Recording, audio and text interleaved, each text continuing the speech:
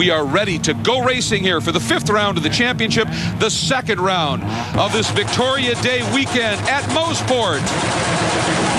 On board with James Sofronis as we get this party started.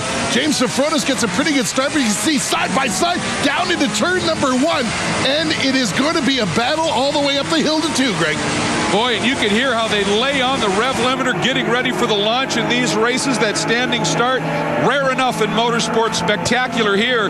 Boy, we had one of the Nissans, a couple of problems starting from the pit lane. That is Ott, and one of the Scions as well. But as we saw in round 4, it is immediately posted into the lead. But Kuno Whitmer from that 2nd row leapfrogs in front of Fellows. So that Canadian battle already going the way of Kuno Whitmer. Taking a look from Andy Pilgrim's point of view as these two battle down into turn number 5 and up the hill here. You can see that Ron Fellows already starting to make up some ground on Kuno Whitmer, and he's getting some pressure from Pilgrim. And did you notice Ron Fellows? No waste of track. He was in a very different line through there. Didn't track all the way out. Said, nope, not ready to do the big swing yet. We're just saving time driving the shortest route. That's why he's called the mayor here. Well, he's been through here many times. So starting out in Formula Fords and working his way all the way up to the American Le Mans Series, and this, the Sports Car Wars of World Challenge. Here he comes through that long right-hander that is turn 8. Then you transition through the left and then back onto the front straight, and Fellows gonna, oh, there is a brilliant move. Straight lines down the underneath of Whitmer and picks up 2nd spot. What a pass by Ron Fellows. Again, a lot of laps here at this track. That's what teaches you. Let's jump on board with Randy Popes, your leader in the K-Pax Racing Volvo. You can see he's testing his brakes there just a little bit before he gets to turn number 8. You don't want to find out you've got no brakes as you're going 160 miles an hour into that fast right-hander. And you can see Fellows has already closed it up just a little bit and has opened that margin up even further over Whitmer, who then has the similar Volvo of Pilgrim tucked right in behind, down through turn 1. Fellows to the apex. That's a pretty sound. It really is. Now let's go back to the touring cars and get inside with Brett Sandberg, working on Don Istuk's Volkswagen. As you can see, he's got a bit of a power advantage here, cresting the hill in turn number 8, side by side on the way into 9. And that was the move. Sandberg, that outside move we've talked about already. He made it work. That picks up the 6th spot in the touring car division. And again, you can make that work. It's one of those great corners. It's got a couple of line opportunities. However, that does tend to make you a little bit slow out of 9, and then somebody can pounce like Fellows did into 10. There's always that bit of give and take, and right now, Popst is taking it all. And the margin, though, between Fellows and Whitmer not changing all that much, so Whitmer is really starting to find it as well. Again, plummeting down turn 1. Ron Fellows heading up into turn 2 as we head on board with Randy Popst in between the 2 apexes of turn 2. You know, he's driving with just a little bit more urgency than we saw him drive in the last race, because he knows he's got a contender, and by now he knows that Ron Fellows is coming. Early in the going here in the 5th round of the championship, there is your leaderboard, the top 8 overall and in GT. And welcome back to our look at the Grand Prix of Mosport, presented by Optima Batteries, all part of the glorious Victoria Day Speedfest weekend at Mosport International Raceway, about 45 minutes east and a little bit north of Toronto. To me, forever known as Mosport Park. That's the earlier name, but Mosport International Raceway now, and we are watching a good battle here. The Nissan and the Corvette going at it all the way down the straight, and boy, there goes Fellows along the outside, but Randy deep into the inside and makes it stick. But Fellows certainly showed his intent, but man, did Randy use a little bit of Volvo brake. Now he dives underneath Dino Crescentini, who's having his problems, and Fellows comes right along as Crescentini just left that door open. Now Fellows moves to the outside, trying to pinch and use the outside. Oh, they are so close as they fall down turn 1, coming up on a touring car, and it is a split. Fellows has the inside line, and boy, what a moment. And there is Ron Fellows, the reed of traffic. and I think a little bit of luck. And Randy Popes watches the yellow vet go by. Yeah, Randy Popes had an opportunity to see some of the most masterful driving he's ever going to see. So he probably didn't mind that much. Let's go to touring car. A good look at Robert Stout as he glances in the rearview mirror, and that's what he saw coming, just absolutely blowing by him on the straightaway. Wow, that was the Swisher Racing Porsche from Global Motorsports Group right in the mix to this battle. Now Stout trying to pick up a spot. Can't, as the door gets firmly closed by Rob Holland. So these two having a good scrap. Coming up through some tough racing, Ron Fellows and Popes working that battle we were just with, that second and third in the touring car division. And here you see Popes trapped behind him. And man, you've got to be so careful through turn 2, even with a big speed differential. Patience is everything, but it cost him a lot of time. But now the favor gets returned to Fellows.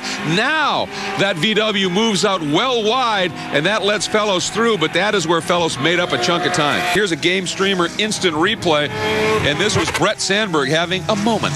Yeah, you know, you come off the track that fast in turn number 8. He did exactly the right thing. Blade off the speed, tossed the car sideways before he hit the grass. Hit that grass at 100 miles an hour, you're going to end up in the tire wall and a big disappointment. And Robert Stout all over the back of Chip Herr. This is the battle for the lead in the touring car division. Stout, once he got around Holland, he hauled himself and Holland right up onto the back of Chip Herr, and these two are going after it. Meanwhile, Randy Popes trying to stay close as they're working traffic, and of course the advantage will go to that big engine vet and that lighter weight in traffic, but traffic is huge here. And let's take a look at the goings-on in the GTS division. John Heinrichsey in that Torvec vet just went by. There's the battle for second. P.D. Cunningham has Tyler McQuarrie in the Lotus on his left shoulder. Watch here, see if he comes into view. P.D. is turning in. Look at him sawing at the wheel. Down to the apex. And yes, indeed, McQuarrie right alongside, so close. They don't touch. McQuarrie gets the advantage, and P.D. savvy enough to know, boy, if I force the issue right there, I'm in trouble, so let me tuck in behind. Drive onto the front straight, and McQuarrie has got it. But Petey taking the run and is going to look at him down into turn 1, and the little Lotus a little bit deeper in. McQuarrie's got second. Yeah, I've never seen an accurate TSX look so big, Greg, next door to that Lotus. Now down the inside of 2, McQuarrie having none of it. He's got great handling in that car and pretty good power too, able to run with Peter Cunningham in the accurate TSX. Listen to the bark of that downshift on that Acura as he's chasing McQuarrie. Boy, you can see the power there. He gets a good run out. Now he comes up. He is on the outside, but again into turn 4. And this is a very difficult place to make it work. Down into Moss. Hard on the brakes. Cunningham is through. Now he gets a big bunch of rotation, but he hangs on to it, and it kind of dissuaded McQuarrie from trying anything as well. P.D. Cunningham back into second. The battle is on, and after it in GTS. And now McQuarrie goes straight by on the straightaway. They're working touring car traffic now. This is the best battle on the racetrack. Oh, the tank right there. Just that left corner of McQuarrie tapping the VW. No harm, no foul. But right there, McQuarrie showing some nice race savvy. Kind of used that lap car like a pick and was able to get through. Meanwhile, Robert Stout and Chip Herr continuing their own personal battle here in the touring car division. This one's for the lead, folks. Doesn't get a whole lot closer than this. Robert Stout right on the 6 of the number 50 car that Chip Herr's driving, and Chip trying to make it just a little bit wider as they're working turn number 3 now on the run down to 4. And look at Rob Holland in the VW. That's a 3-car battle for the lead in touring car. So within the course of that last lap, Chip went from first to third. Some of it just the multi-class competition and getting split by a GT car. Some of it just the fierce competition and the close competition. And Andy Pilgrim has pulled off. We just got a shot. Andy Pilgrim, something wrong in that K-Pax Volvo. Looks like his day is done, but he's in a spot where not much of an issue can happen. They're going to let the racing go. And boy, did Chip Herr get a run out of Moss. He set that up this time beautifully. Swings to the outside of Holland. The question is Holland in that VW, that nose, going to appear as they come in? No, Chip is well clear. So after getting trapped on the outside down in there by the Porsche that last lap, Chip dialed that one up beautifully. Jason Daskalos of the Daskalos Developments Viper. He looks to the inside. Whitmer got a little bit wide. Daskalos there. McQuarrie in the TC Lotus right in the mix. Whitmer hangs on, but Jason Dasklos, who remember has a win here. And this is a track he runs incredibly well on and loves, and certainly he wants a podium once again. Here comes Dasklos. He's got the inside. Beautiful piece of racing by Jason Dasklos.